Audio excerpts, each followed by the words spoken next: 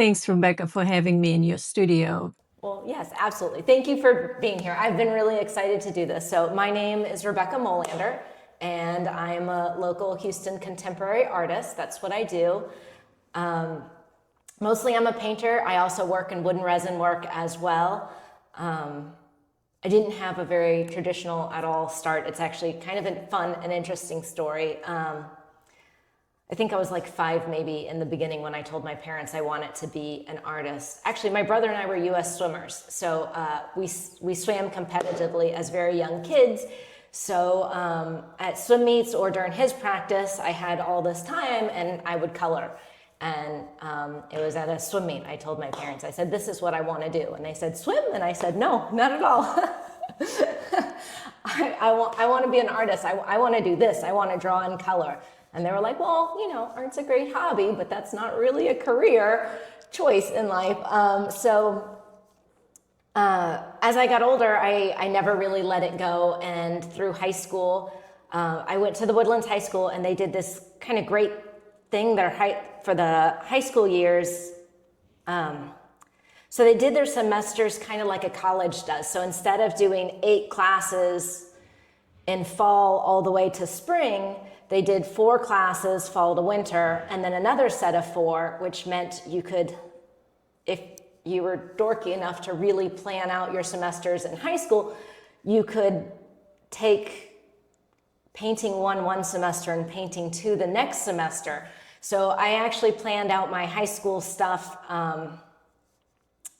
before I got there and had all my classes that I wanted listed out. So I was actually set to graduate my junior year of high school. I had everything I needed under my belt. And then my senior year, I graduated both semesters. I just did 3 classes in early release art classes, 3, and then 3 more the second semester.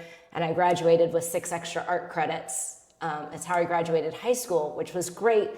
And that was my goal, was to go off to art school. And I was only interested in 2 schools, so I only applied to 2 schools, and I did get into both of them. I did get a great scholarship to one of them. At 18, I did not have all the best people in my life at the time, and I kind of listened to what they told me when they said, well, so what, you're going to go off to this school and do what with it? And I wouldn't do that now. I think I've grown past that now. But at that age, I listened to them and I let the dream go. They told me that I was never going to be anything, and I believed them and didn't go, and just sort of settled into kind of basic life. Being normal. Being normal. I settled into normal, basic life, yes. And then I let art stuff go. I had my son when I was 20 years old, so it turns out for me great that I didn't go to school, because I ended up with him, which he is by far the greatest thing that I've ever done in my whole life. I would make the same choice 1,000 times over to make sure that him and I are exactly where we are together in life. But, you know, life twists and turns and all this stuff. So I was a single mom for several years. I had some health issues in my mid-20s through like my early 30s. But with all the health stuff and slowing down, I was spending a little bit more time at home, and Spencer was getting a little bit older and didn't really need me in the same way anymore. So I think I was 37 about whenever I picked up a paintbrush again, and I had time to myself and I painted something. So fast forward all the way through August, I've just been sitting in the house and painting all this time. And I listened to this local radio station, 94.5 The Buzz, with Rod Ryan. In the mornings from 6 to 10 a.m. he's on. And he's always great about promoting local stuff. Eat local, shop local, all this stuff for locals. And so when everything started opening up in August time, he was telling everybody, hey, make sure you eat local. The big restaurants and stuff, they're gonna make it. They're gonna be fine. But it's all the little Houston, like, you know, mom and pop shops. They need you to come eat at them. And I sent him this email that said, hey, thanks for reminding people to, you know, eat local, shop local, but you have to tell people to art local, because Houston has this amazing art scene. And when artists can't get their art in front of other people, it doesn't sell. Art is an in-person thing. It's just felt differently whenever you're standing in front of it. So remind people to go to these art markets and second Saturdays and stuff like that. And I wasn't a part of any of it, but I just thought, oh, well, at least maybe I can, help promote it. And then at least I'm somewhat attached to this world I want to be a part of. So Rod read my email. He looked me up on Instagram, and I had a couple paintings on there, and he emailed me back and he said, well, I'm going to tell people to art Rebekah. So he did. He talked about me on the radio show. He gave out my Instagram, and one of his listeners, Kelly, looked up my stuff and sent me a message through Instagram and said, I would love to buy this painting. And that's how I sold my very first painting, was from Rod Ryan announcing me on his radio show. But on top of that, he forwarded my email to Taft McWhorter, who's a big Houston artist, and has been doing this with his wife Dana for years. And they read my email, and Taft sent me an email back and said, hi, my name's Taft.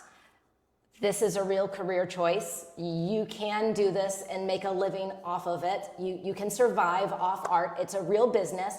You just have to understand not just the art side, but the business side of it. So if you would like to talk about the business side of art, I would love to help you with that.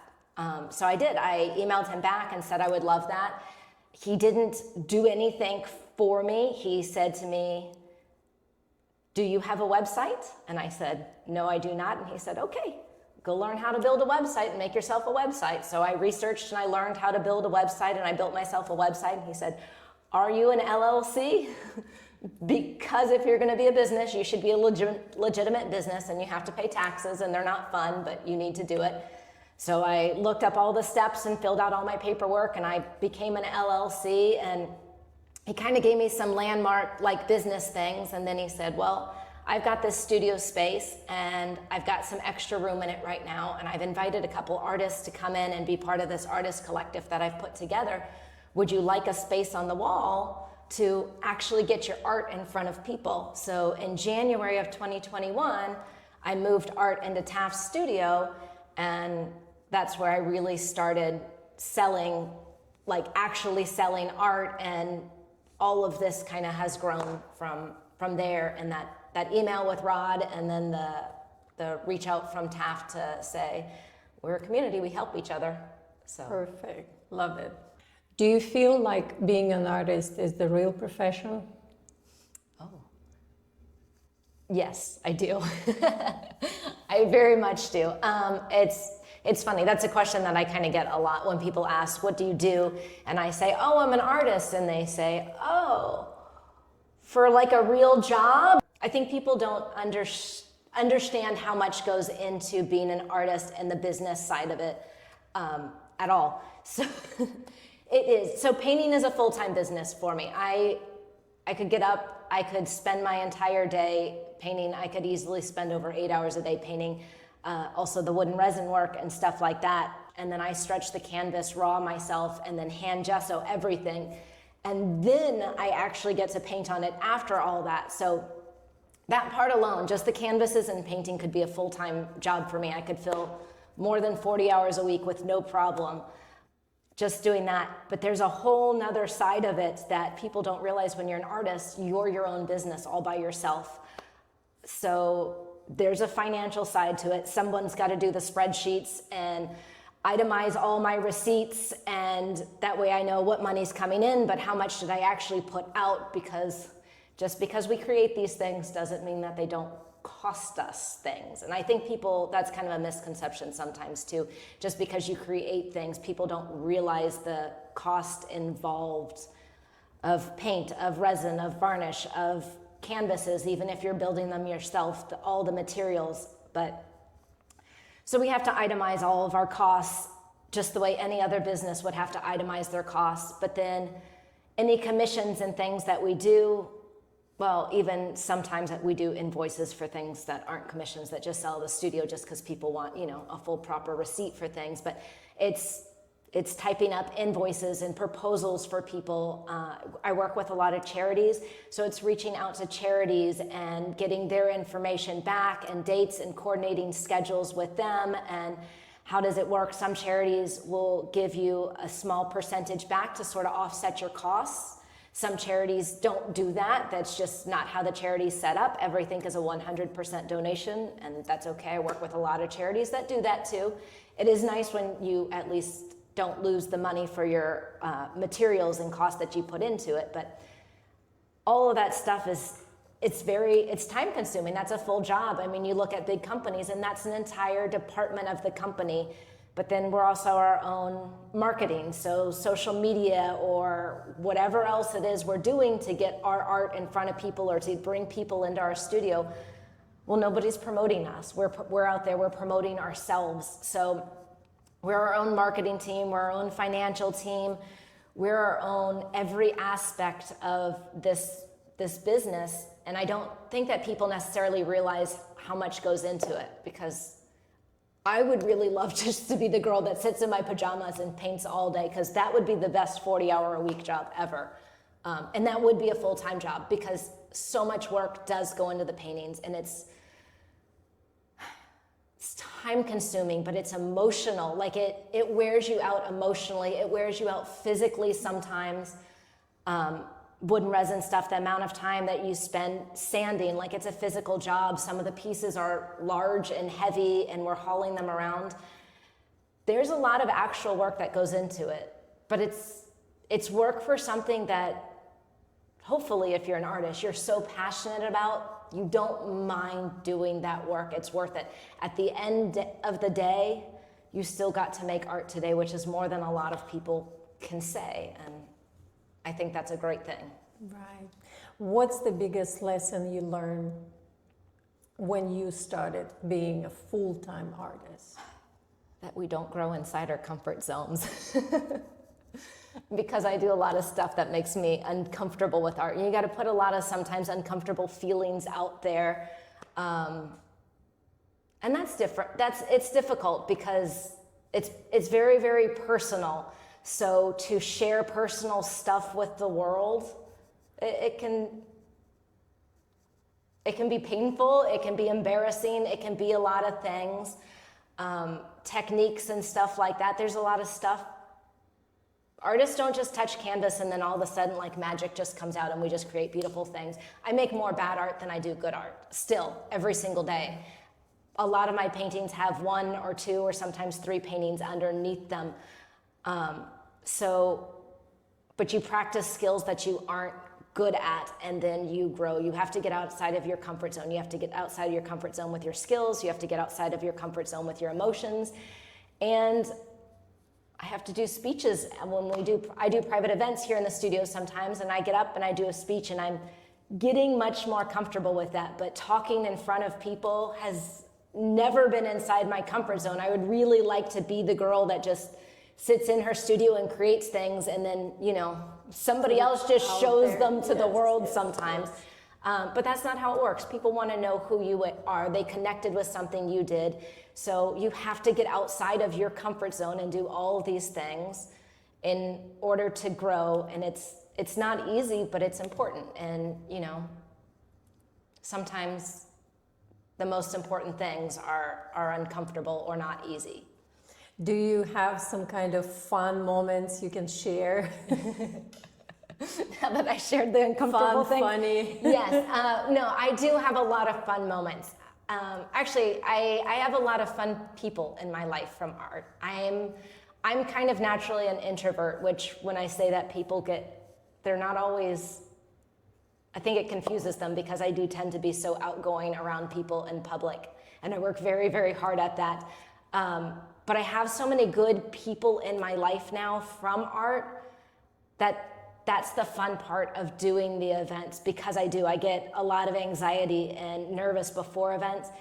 But I have so many collectors that I've gotten so close with that I know so well, who've become like family to me. So to get to see them and to get to interact with them and be around them, they'll come on second Saturdays sometimes just to hang out in the studio, and we'll open a bottle of wine and we'll just sit and we'll talk and we'll laugh. And I think that's my favorite side of art is the people that it's brought into my life.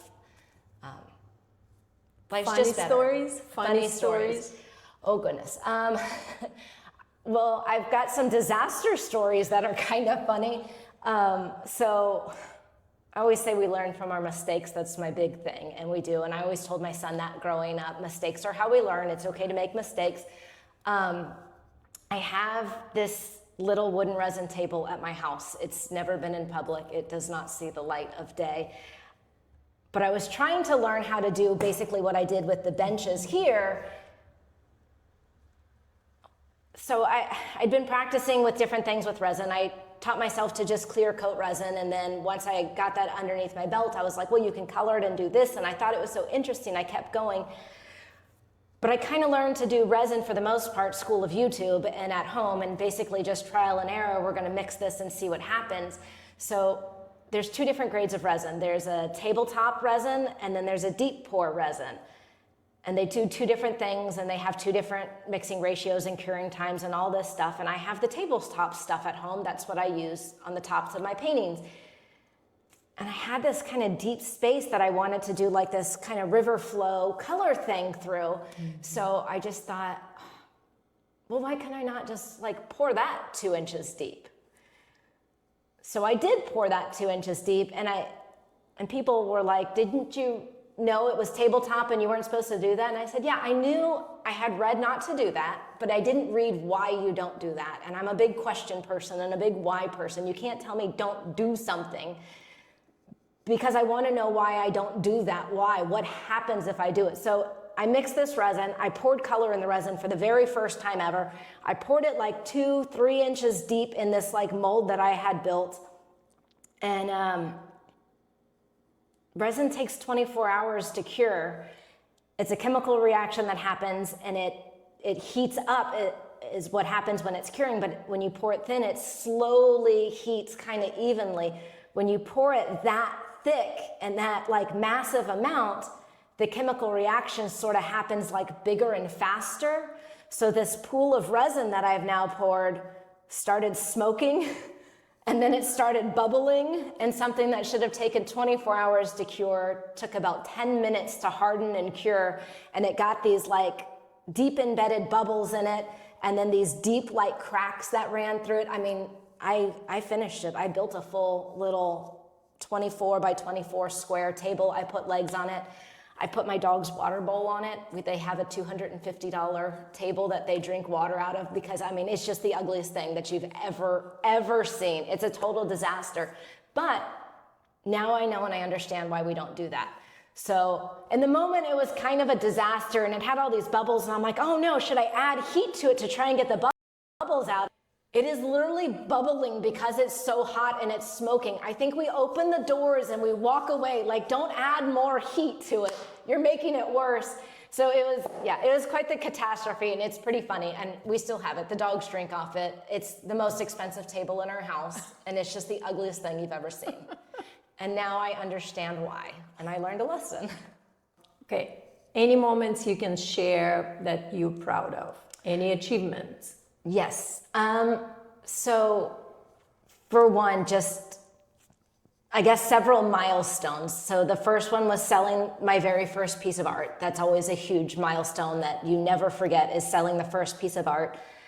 Moving into Taft's studio in 2021, that was a huge milestone for me to have an actual wall, like a public wall to put my art in. In December of 2023, Sawyer Yards Winter Street had the huge fire. So we kind of lost our studio for about a year, but that was December of 2022. So January of 2023, though, I had no studio, and I didn't know where I was going to show my art and how am I going to get in front of people now. And Glade Gallery, that was in the Woodlands at the time, asked me if I would like to do a show with them, and they were working with me to do a solo show, and then we had the fire, and they said, well, actually, let's turn it into 2 shows back to back. We would like you to be a part of the Winter Street exhibit at Glade Gallery, and then a solo one after. And I said, well, my friend Taft invited me to be a part of his studio, so honestly, if I could do like a group exhibit and have it be the 2 of us instead of just doing a solo show, I would love, since he let me in his studio and now there's no studio, if we could do that together. So I got my first actual gallery showing, and I got to do 2 gallery exhibits back to back, which was very exciting. Every artist wants to be in a gallery, and it's kind of a different feel. I learned a lot from that. I definitely will do more gallery exhibits. It is different because galleries are going to take 50% of your sales, but they also get a whole different set of eyes and people that you didn't have access to before in front of your art. But to get to say I'm a fine art gallery artist, I don't know. It just felt very cool and very, very important to me to hit that level, that next bar of stuff. So I got to do that. In November of 2023, I moved into a studio with my friend Michelle Huff that you know. So we shared a studio together for a little while. So I actually had a space that my name was on the lease for, which was exciting. And then in June of 2024, I moved into this studio that we're in here. So that was another huge milestone for me to get to have a space where everything on the wall here is mine. Like people come in on second Saturday and they go, oh, who's the artist? And it's a very cool feeling to be like, it's me, this is my space. I did this, I created this, I pay for this, all the things.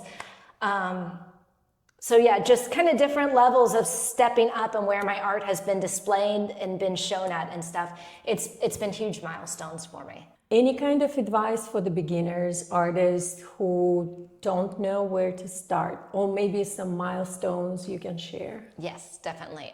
The biggest message that I would have for artists starting out, or even like younger kids also that want to be artists, just don't give up, just fail. Be okay with failing. Be very comfortable with failing and be comfortable with making mistakes. Don't quit because you try a skill and you just suck at the skill. Like, it's okay, we all suck in the beginning. We don't all make good art. Like I said, I make a lot of bad art still. So just don't give up. Don't be discouraged by failing. You just have to learn from what you did. So if you do something and it doesn't feel good to you, it doesn't look right to you, it's not what you're trying to get across, then learn from it, look at it and ask, well, where did I go wrong? What worked about it? Make sure you figure out what worked and, celebrate the things that you did well, because we need to do that. And then what didn't work. So the things that did work, try and repeat those things. And the things that didn't, make small adjustments to it. And a skill is a skill. It takes time, it takes growth, it takes practice. Art is a practice. We're all practicing this every single day. So just don't give up just because something's bad. Don't be discouraged because a skill's not there yet. Just keep working for it. And as far as milestones, I would say celebrate those milestones. When you do something and you've improved whatever skill or technique you're working on, maybe take a day and don't be mad about the rest of it that didn't work. Celebrate this small part of it that worked. Well, this is all garbage and that's okay, that happens. But look how good this one part is. And I did something right here. We have a saying in our house, but Spencer used to say all the time, I think it kind of started with him, but he'd come home, he'd be nervous about a test and I would tell him, it's okay, you got it, don't worry. And he'd come home and he's like, oh, I made an A. And I think I said to him one day, I go, hey, see, you didn't suck that bad today. Because he would go in and he's like, oh, I suck, I'm going to fail at this. And he'd come home and he'd do well. And I go, see, you didn't suck that bad today. And then that became our phrase. So it doesn't matter how big and great the thing we do in our house is. You can do something incredible. And our house is going to look at you and go, hey, you don't suck that bad. Look how good you are. So make sure to tell yourself that you don't suck that bad, because it's very, very easy to get in your own head and to be very critical about yourself, especially when you're an artist. All you're doing is, artists are very critical of themselves. So just remember to celebrate how good you are too. What do you think about society and how society can help art community?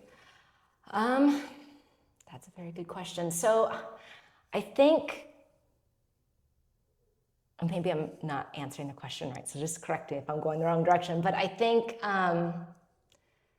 art's a little bit taken for granted sometimes and a little unappreciated. I like what Sawyer Yards is doing with putting art on all the buildings, and it kind of, and I mean, downtown Houston has been really great about that too. They've been putting more art on buildings and more art on like the little electrical box things and stuff like that. I think that those things are great, and that maybe more is community than society. But I think putting art in public spaces is good. And I think the more people go out and they see art in the different places, it reminds you how important art is to have in your life. And I think those kind of big street art things sort of help and remind people to come into the smaller places and get it's so pretty out there in public. I want to bring it in my house. I want to surround myself with stuff that makes me feel this way. So yeah, I don't know. I think communities, having more art in the community helps the artists. It helps support us. It's good for the muralists to bring the art in to do the street art, so it's supporting them. But I think even having the muralists and the street art out there helps the canvas artists and the glass artists and all the other artists that are doing things. It just, the more art that's out there in the public, I think art helps art helps art. It does. The more people are around it, the more people feel the need to want to be around it. Right. Did you collaborate with anyone, and what's your thoughts about collaborations in between artists? So far, I've only ever done one collaboration piece with my friend Taff McWhorter, and we actually just delivered and installed that piece this past weekend. For me, working with Taff was very easy because we know each other so well, and I think our styles, while we're doing different things, our use of color, our love for color, we're both kind of loud people with our art. So it goes really, really well together. And I think our personalities in general, we're just very good friends. So our art, everything worked very well together. I would definitely do another collaboration with Taft, just in general first, just because he made the process very easy and was very easy to work with. But I would love to do a collaboration with another artist. It's kind of a difficult thing, I think, sometimes to try and figure out how to bring two different things together. So yeah, it's a out of your comfort zone, like, growth thing. You don't want your art to disappear in somebody else's art. You don't want to outshine somebody else's art by being the one that does something big and bold, and then you've kind of taken over the whole piece, and then now their stuff is unseen. You don't want to be that person either. So it's interesting to work and try and find that balance, because art's like an individual sport. We work by ourselves, we work for ourselves, we work on our own weird timelines and schedules. And I mean, if you're up at 2 a.m, like, your studio's right there. The paint does not care that it's 2 a.m. You can do whatever you want, whenever you want, because you're all by yourself. You're not bothering anybody. So to collaborate and actually have to, I think the word I'm looking for is consider somebody else. It's very neat. It's interesting. I think as long as you have personalities that work well, that communicate well with each other, I think it can be a really great and really beautiful thing. I have a couple artists that I'm friends with that I would absolutely love to do collaborations with. I think that they would go very well. With Taft, he kind of started the piece. So he started with the blank canvas, and he said, hey, you know my series, is there something that you like? Is there something that you want to work with? And he's got a series called the Mojo series, and it's my favorite series of his. And I said, please don't do that, because I don't want to touch it, right? Like, I think that series of his is perfect. I don't want to touch it. I don't want to mess with it. I don't want to do anything with it. But I said, I like this series, and I think I can contribute that. So he did his Controlled Chaos series down first, which was an abstract piece. So then I thought, okay, well, I'll do something that's a little bit more realistic and as a focal point, since he's done this. And whenever he turned the canvas over to me, it kind of just looked like a party and a celebration the way he had done it. And I said, well, I mean, if I'm going to go to a party, I want a glass of champagne. Like, that's where I'm at. So I painted 2 champagne flutes on it. And then I have this thing with bubbles that I do that's kind of accidentally become like a signature thing for me with the bubbles. So I took a picture and sent it to Taft, and I said, this is where I'm at with the champagne flutes. And he goes, oh, you didn't put bubbles? Like, you did champagne flutes and you didn't think you should add bubbles? And I went, no, I'm just about to do that. So then I went in and added the bubbles, and he was absolutely right. That's what it needed. But that's where we were at. He can say to me, well, how do you feel about adding this? And I could say to him, how do you feel about that? So we each kind of started, he did something, and then I said, how do you feel about me adding this? And then I checked in with him, and he said, hey, how do you feel about this? And the communication was very good. I think as long as you're working with someone that you're comfortable communicating with, I think it can be a really interesting and beautiful thing. Right. Collectors, what would be, or what's your tips to build relationships with collectors? Oh, goodness. I love my collectors so much. They are the absolute best part of this for me. For me, I welcome people into my art family whenever they buy a piece of art. And it's not for everyone. Everyone doesn't want to be a part of my family, and that's okay. I know I can be a lot, and I'm not for everybody all the time. Everybody can't be for everybody. That's okay.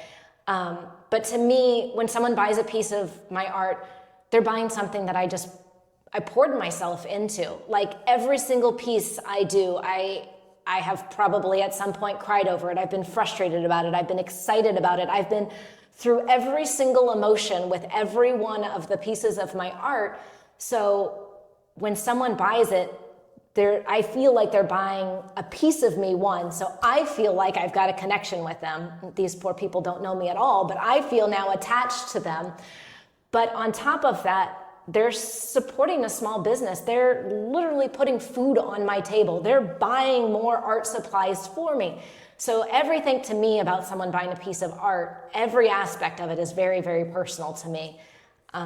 But luckily, most of the people that have bought my art kind of feel the same way, right? They were just walking around having a normal day, and then they saw something and it stopped them, and then they felt something. And to me, that's just such an incredible thing. They saw something that made them feel something so strongly they couldn't live without it. They had to bring it into their home, and they have to see it every single day.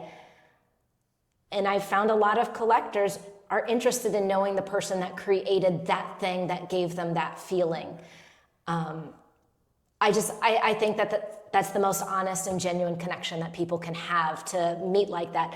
Nobody cares about where you're at in life, your status, how big your house is, your car is, any of that. You connected over some sort of mutual, like, strong feeling. I think it's a very, very beautiful thing. So I try and welcome people into my art family. We do private events here in the studio that I only invite collectors to. So we do events that, like, the whole public is welcome to come and see things. We need to meet new people. People can only have so many pieces of my art in their house. But we try and bring them in for private events. And when we sell art at private events, it's great. But really the main purpose of the private events is to get all these people that mean so much to me together in one room, and to say, thank you for supporting me. Thank you for caring about my art, for loving my art. Let's just all have an evening together. And actually, my collectors have made some really great friendships, like, with each other. And it really does feel like a family when we're all in the room together. These are all strangers, but we all connected over the same thing. And the amount of conversations and the amount of times people leave with different people's numbers and go and have dinner and different things together, I just think that connection's a beautiful thing. What feeling do you want them to have when they're looking at your art? So I feel kind of funny about that. So I don't think that there's a particular feeling that someone needs to have. I mean, different pieces have different emotions, so it would be different feelings for different things. But I feel really strongly like people don't have to feel what I feel about a painting. I painted a painting for a reason. I had something in me that I had to get out. I had a message, I had a feeling, I had a bad day, I had a great day. I had something in me that was so big, I needed to put it somewhere. I'm saying and kind of talking in circles a lot because I'm not always that great with my words. So I just keep talking until I'm like, maybe if I just keep going, I'll get the right thing out there. And I'm better with putting those thoughts and feelings and stuff onto canvas. So that's how I choose to do it. If someone sees something that I did and they don't feel that same thing and have that same thought or get that same message, that doesn't bother me. Like, that's okay to me. They felt something. I really only care that people feel something. And sometimes I make art that's a little darker or sadder. I use a lot of color, so even my sad art sometimes look a little bright and happy. But I've done some things that are a little more emotional, I guess is the word for it. They don't have to feel that same exact emotion or message as me. It's okay.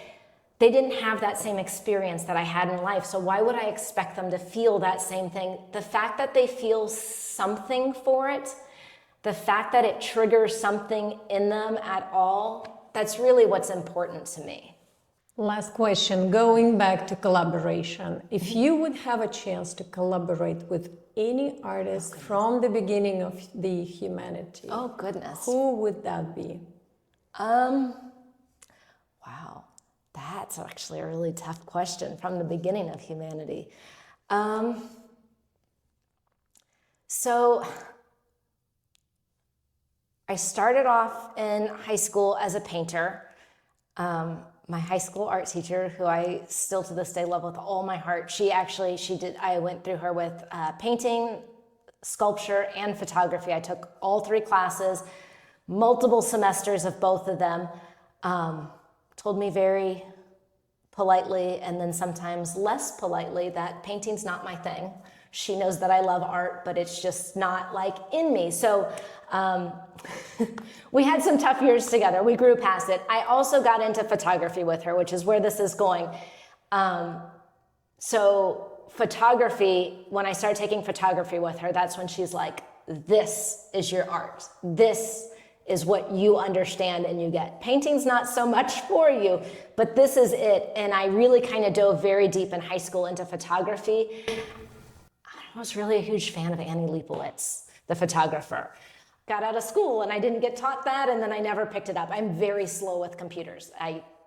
My son is wonderful and I'm just the exact opposite of him with it. But I do know how to transfer a photograph onto a canvas. So to do something with her with a photograph, I don't know what it would be, but I think that would be very cool. But she was one of the first artists that I really looked up to in high school. I loved what she was doing, and I've always been a fan of hers. So she was my first big wow artist person. Wonderful. What is your dream? My dream is to, in a way, I'm very much living my dream right now, to be honest. This is it. Having my own studio, having my artwork in it, people coming in and looking at my art and buying my art. The next step up for the dream would be for it to actually support my life because I haven't made it there yet. And I'm working on it and I'm growing that. I would like to get to a place where I'm not concerned, oh gosh, I hope I make rent this month. I'm really close, or stuff like that. I would like to be in a comfortable living space with art. And I'm not there yet, but I've been doing this professionally as an LLC, officially as an LLC, as a business. I've been selling art for 5.5 years. So I think I've made it past the first hump of, I didn't completely fail. I made it this far and I'm still continuing to grow. I think getting to a place where the business is actually a financially stable business and contributes to our life. I think that's coming for us. I think that we're on our way there. But that would be lovely. I would love to help out more. I wish your dream come true. Thank you. Thanks for having me. Oh, thank you so much. This has been so wonderful.